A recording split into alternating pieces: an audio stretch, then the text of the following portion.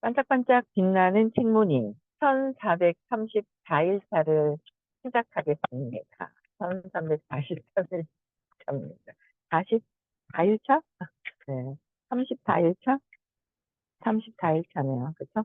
네, 오늘 노아버림이에요. 노아버림, 114페이지. 네, 할 차례입니다. 어떤 상황에 있어도 비행기 안에서 와이파이가 안 켜지는 한이 있어도 그럴 때만 못하고 이제 계속 하는 거예요. 가다가 서서 하고 그냥. 네. 우리의 멘탈을 잡기 위해서. 오늘 114페이지고요. 위에서 두 번째 단락인데, 네, 위에서 세 번째 줄부터 다시 한번 읽어볼게요.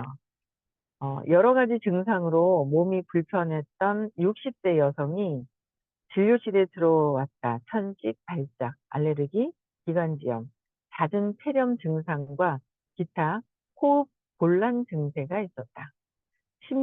심리치료 중에 22년 전 어머니가 돌아가셨을 때 기이하게도 아주 무덤덤했다는 이야기가 나왔다.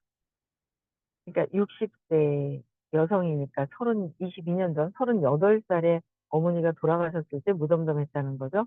근데 자신이 할 일인데도 어머니 무덤에 세울 비석을 주문하지 않았던 것도 이상한 일이었다. 이런 정보로 볼 때 그녀는 어머니에게 극도로 의존적이었으며 이 모든 의존 욕구를 채워주지 않고 떠난 어머니에 대한 애증이 있었다. 38이나, 그쵸? 38이나 됐는데도 얼마나 의존적이었으면 아직도 뭔가 바라는 마음이 많았겠죠. 엄마가 이것도 해줘야 되고, 이것도 해줘야 되고, 이것도. 근데 그걸 다 같이 욕구가 채워지지 않은 상태에서 떠나버리니까 어머니에 대한 애증이 남아있는 거예요. 그래서 자신을 떠난 어머니에 대해 분노가 치밀었다는 죄책감과 어머니에 대해 화가 나고 막 때리고 싶고 막 이래서 죄책감이 또 들어가는 거야. 분노가 올라갔다가 죄책감이 내려. 자꾸 이제 그게 왔다 갔다 하잖아요. 그러니까 죄책감과 이와 결부된 완강한 부인 상태에서 벗어나는 데만 여러 달이 걸렸다. 그러니까 어머니에 대한 애증이 있었는데 어머니에 대한 그 나를 놔두고 떠난 것에 대한 그 분노 때문에 분노가 치밀어 막 오르고 화가 나면서 또 우리는 또 그런 믿음이 있어요. 내가 어디 감히 엄마 아빠한테 감히 이러면 안 되지라는 마음도 또 있단 말이에요. 그러다 보니까 이러면 안 되지 하니까 죄책감이 또 들어가는 거예요. 화냈다 죄책감이. 화냈다 죄책감이. 에고가 그냥 에고로서 그냥 쿵 빠져가지고 이제 막 그러고 있는 거잖아요. 그래서 죄책감과 이에 결부된 완강한 부인 상태, 인정하지 않고 부인하는 그런 상태에서 이걸 벗어나는데 여러 달이 집중적으로 했을 때 여러 달이 걸렸겠죠.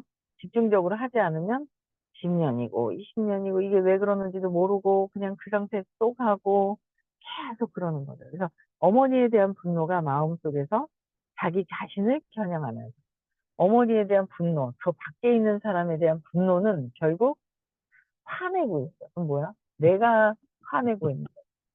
내가 나에게 화를 내. 그렇죠? 그래서 화를 내고 있고, 그래서, 어머니에 대한 분노가 마음속에서 자기 자신을 겨냥하게 돼. 결국은 밖에 있는 사람을 겨냥을 하는 거는 밖이 아니라 결국 나에게 겨냥을 하는 것이다. 그래서 겨냥하면서 결국 분노는 병이 되어 나타난다. 화가 나고 밖으로 했던 게 나한테 오니까 이게 분노가 병으로 이제 되는 거죠.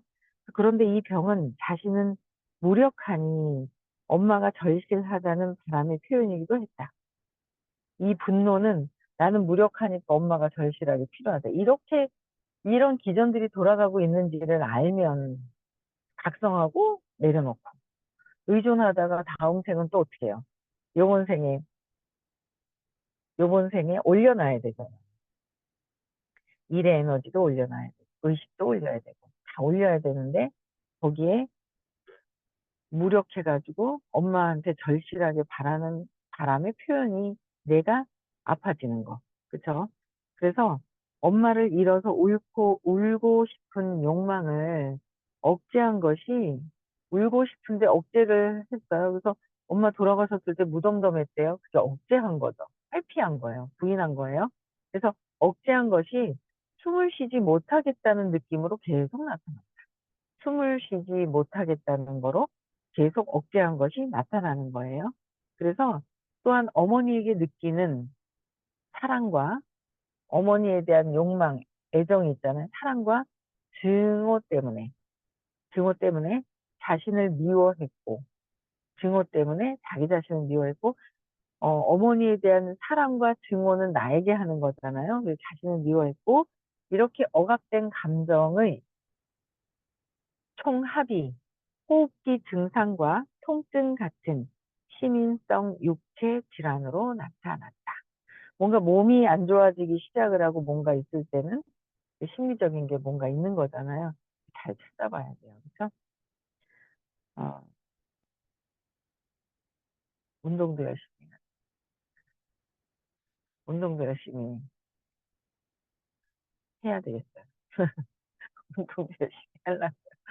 어제도 운동을 하려고 딱 갔는데, 이 원장님이 아닌 거예요. 제가 딴 데로 샜는데, 딴 데 가가지고 딴 사람을 누굴 만나고 오고 그랬는데, 어쨌든, 예, 운동도 해야 됩니다. 건강하게 하기 위해서. 뒤늦게나마 애통해하는 과정을 거치자. 뒤늦게나마 애통해하는 과정을 거치자 상실로 인한 비탄 반응이 표면으로 올라왔다. 그런 감정을 거치는 일에 대한 저항이 얼마나 컸는지, 그런 저항이 어떻게 육체적 증상을 일으켰는지를 이제 스스로 또렷이 인식했다. 결국 그녀는 직업 훈련까지 받아 호피, 호스피스 프로그램에서 인종을 다루는 치료사가 되었다. 오, 고쳐가지고, 어, 병동 자체, 그러니까 프로그램에서 인종을 다루는 치료사가 되었어요. 인종을, 자기 거 해결하고 나서 인종을 다루는 치료사. 야, 엄청난, 이제, 그게 발전을 한 거야, 아팠던 사람이. 그래서 비탄, 예방하기. 비탄, 슬픔과 비통한 그 비탄을 예방하기. 지금까지 이야기한 심리 과정의 본성상 극심한 슬픔과 상실, 그에 따른 병적 반응들은 초기에 인식하여 그 반응과 연관된 감정을 항복한다면 예방할 수 있다. 뭐라고요? 지금까지 이야기한 심리 과정의 본성상 극심한 슬픔, 극심한 슬픔이 어떤 게 있는지, 극심한 슬픔과 상실, 상실하는 거에 대한 거, 뭐, 가깝게 계신 부모님, 어머니, 아버지에 대한 상실이 엄마에 대한 상실이 제일 커요. 이 세상에서 인간들은. 엄마를 잃은 거에 대한 상실이 크고요. 아버지가 빨리 또 돌아가신 거에 대한 상실이 커요. 아, 저희 남편도 고등학교 때 아버님이 돌아가셨고, 그 상실도 클 텐데, 우리 아버님은 대단한 분이다. 이렇게만 얘기하고 절대 안 좋은 얘기를 안 해요. 지금까지. 비리가 있을 텐데. 뭐 신이셨겠어요. 세상에. 신이셨으면 부자에다가 아주 그 뭔가 이 사회적인 뭔가 있었겠죠. 그렇지 않단 말이에요. 그러면 비리가 많을 텐데 전혀 비리에 대한 얘기는 1도 들은 적이 없고 우리 아버지는 고등학교 1학년 때 돌아가셨어요. 돌아가셨을 때 돌아가시기 전에 뭐라 그랬다더라. 공부를 잘하라 그랬다더라. 그때부터 공부를 해가지고 공부를 잘했다든가 뭐 그런 얘기는 하더라고요. 아버지가 돌아가시기 전에 당부했던 그 말씀을 지키려고 했던 이제 그거는 있는데 비리는 1도 못 들은 것 같아요. 제가. 어머니한테 들었어요. 비리는. 저희 남편한테 들은 비리는 없고 저희 어머니 살아계실 때 어머니 아버님 어떻게 됐어요? 그리고 여쭤봤더니 아버님에 대한 비리는 들었죠. 극히. 그래가지고 아 유전이구나. 라는 거는 알고 있었어요. 어쨌든 어머니에 대한 극심한 슬픔, 그 다음에 이제 아버지, 그쵸. 저는 그래도 50이 다 돼서 돌아가셔가지고 어머니 돌아가시고 그래서 그런 부분들이 좀 없는데 20살 전에 돌아가시고 그럴 것 같아요. 그리고 그래서 극심한 슬픔과 상실 그리고 내가 좋아했던 동물들, 내 가깝게 있는 친구, 내 가깝게 있는 가족들하고 친구들 뭐 이렇게 극심한 슬픔과 상실감, 그에 따른 병적인 반응들, 그에 따른 병적인 반응들, 아니면 병적인 무덤덤한, 너무 슬퍼야 되는 상황에 무덤덤한, 이제 그것도 이제 뭔가 좀 뭔가 신호가 있는 거예요. 아주 평화롭고 막 이런 상태는 깨달은 상태가 아니라는 거예요. 그래서 병적 반응들은 초기에 인식하여 그 반응과 연관된 감정을 항복, 그 연관된 감정을 항복한다면 예방. 먼저 미리 항복하면 예방이 되는데 우리는 항복을 안 하고 그걸 쥐고 있고 자존심 상한 걸 끝까지 쥐고 있는 게 잘하는 거라고 생각하거든요. 자존심도 항복, 두려움도 항복, 항복. 오늘 돈에 대한 신념 찾으러 가잖아. 돈이 없을 때 샤리샤리샤리 불안한 그런 느낌이 있거든요. 딱 알아차리고 불안한 거를 불안해서 죽어도 좋다. 항복. 오늘 찾아야 되겠지. 미세하게 다 찾아서 항복을 해야 돼요. 그러면 예방을 한다. 항복하지 않는 거는 계속 경험하겠다. 불안한데 안 봐. 계속 죽을 때까지 불안해 할 것이다. 남편은 미워해. 미워하는데 왜 미워하지? 아, 나한테 피해가 가는 거야. 미워하면 피해가 가서 내가 죽을 것 같아. 외로워서 버려져서 죽을 것 같아. 죽어도 좋다. 자꾸 항복. 항복해야 되는데 항복을 안 하는 거야. 그러면 그걸 또 경험하고 또 경험하고 또 경험하고 항복하는 거예요. 세상에 항복하는 게 놓아버리는 거잖아. 그렇죠? 앞에서 보았듯이 모든 큰 슬픔과 상실은 애착에서 애착, 애정하고 착 완전 집착하는, 그렇죠? 애착에서 기인하여 모든 관계는 일시적이라는 점을 부인하는 데서 시작한다. 일시적인 것이라는 점을 부인하는 것이다. 그래서 삶을 잘 살펴보고 자신이 어떤 것에 애착을 갖는지 잘 보고 내가 어느 곳에 애착을 갖고 있는지, 그래서 어느 곳에서 애착을 갖고 있는지 찾아낸 다음에 이렇게 자문하라. 이런 것이 채워주는 마음속 요구는 어떤 것일까? 애착하는 것이 나에게 마음속에서 채워지는 것이 과연 무엇이지? 어떤 것일까? 잃는다면 어떤 느낌이 들까? 잃었을 때도 생각하라는 거죠. 잃었을 때도 생각했을 때 그 느낌을 들 때 어떻게 하면 마음속 감정 생활에 균형을 맞춰 마음 밖 물건이나 사람에 대한 애착의 양과 정도를 줄일 수 있을까? 여러 가지로 한번 생각해 보는 거. 내가 애착하는 게 그냥 아무 생각 없이 막 그냥 살고 막 이게 아니라 내가 어디에 애착을 자꾸 하고 있지? 어디다 애착을 하고 있는 걸까? 한번 각성하고 나를 좀 들여다볼 필요가 있는 거예요. 삶은 내가 사는 거고, 성공도 내가 사는 거고, 다 모든 것들이 내가 하고 있는데, 내가 어떤 에너지를 뿜뿜거리고 하고 있는지, 내 에너지를 잘 관찰해 보라는 거예요. 그래서 이것을 잃었을 때 어떤 마음에, 어떤 느낌이 들을까, 균형이 맞지 않으면 애착의 양과 강도도 줄일 수 있을까, 여러 가지 한번 각성하고 관찰해 보라는 거죠. 그래서 외부 사물에 대한 애착이 클수록 외부 사물에 대한 거, 엄마, 아빠, 남편, 아이들, 자식 어디다 애착을 하느냐 클수록 상실을 두려워하는, 애착이 클수록 밖에다가 애착이 욕망이 클수록 상실에 대한 두려움도 크다. 두려워하거나 상실에 상처받기가 쉽다. 상실했을 때 상처가 더 크다는 거예요. 더 크다는 거. 그래서 받아들이고 있어요. 그래서 왜 그렇게 스스로 불안전하게 느꼈는지 자문할 수도 있다. 상실에 대한 두려움이 크고 상처받기가 쉬운데 왜 거기에다 그렇게 불안전하게 의존하고 애착을 가졌을까? 그죠? 의존하고 애착을 하잖아요.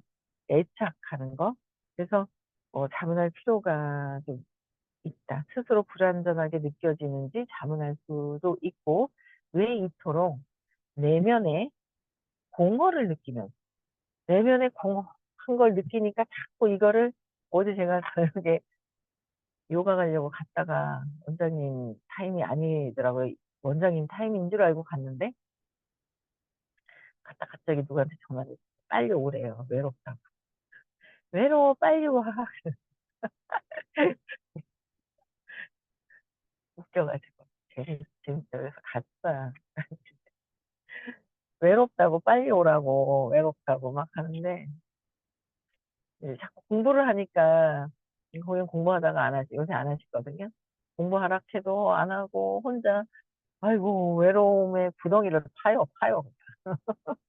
외로움의 구덩이를 파고 들어가 앉아 있어, 그냥. 그래가지고, 구덩이를 파고 앉아가지고 외롭다고 막.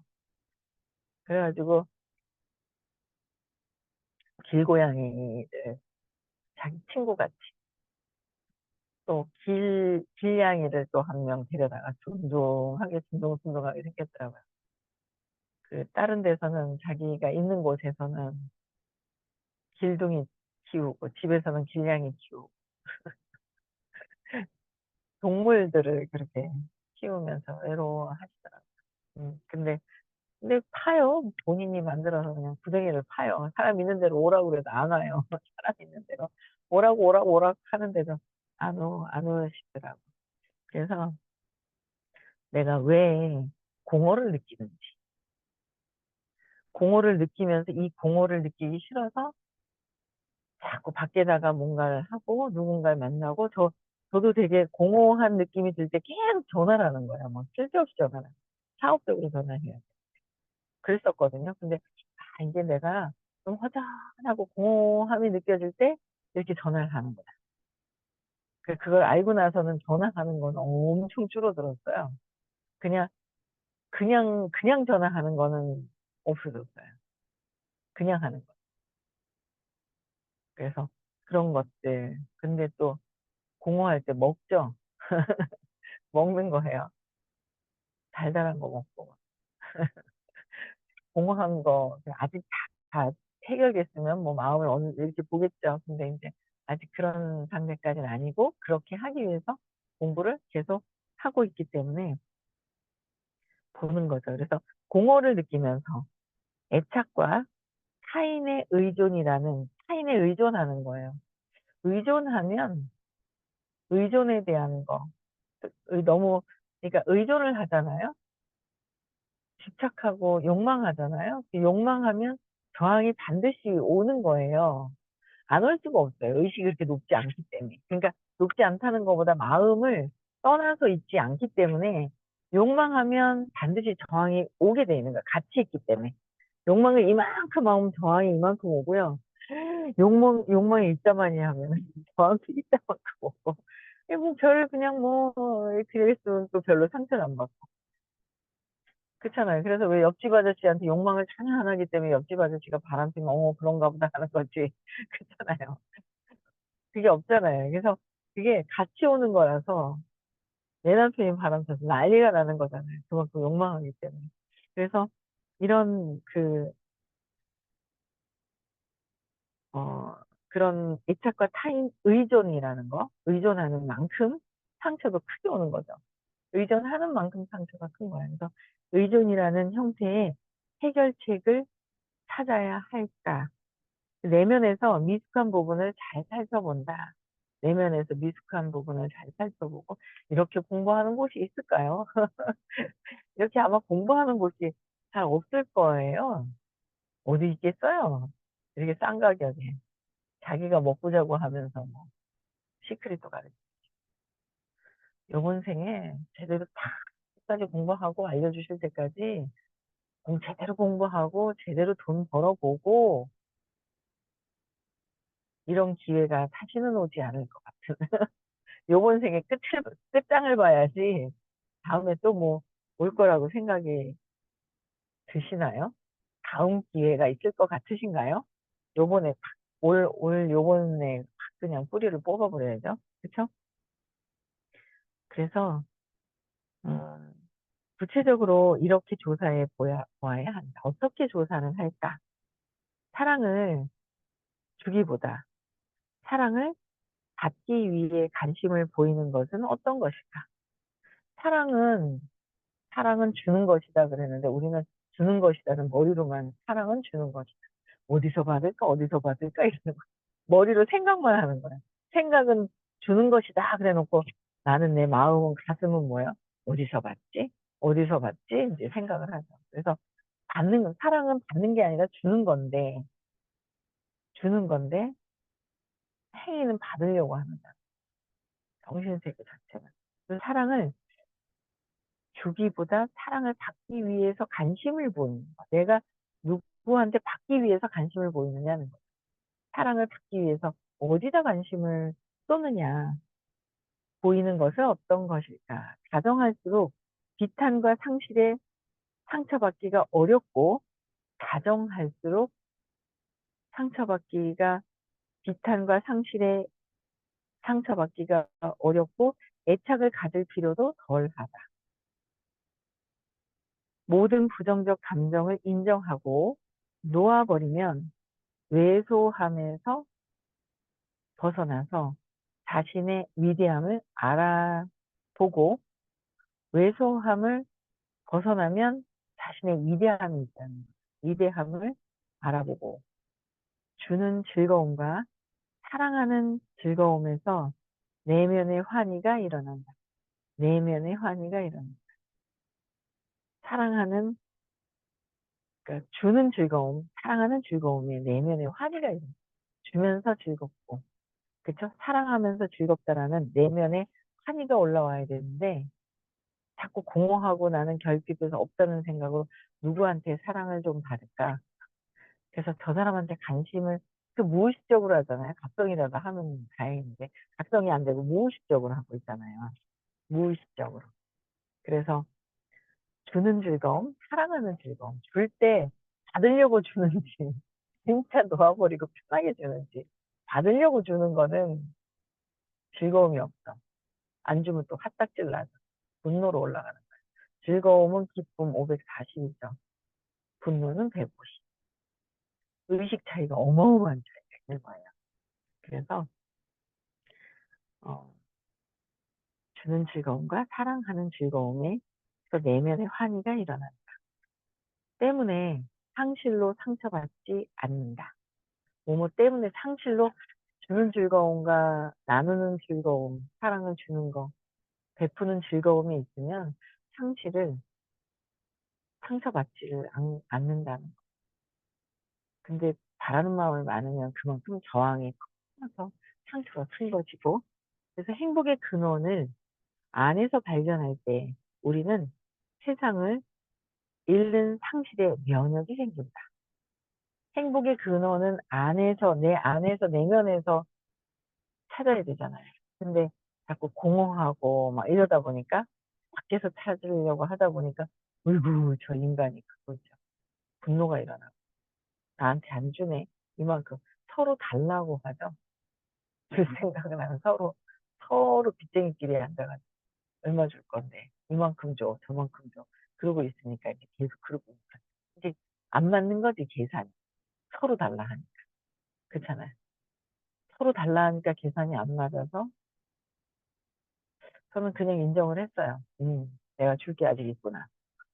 줄 게 있구나. 줄 게 있다고 생각을 하는 거예요.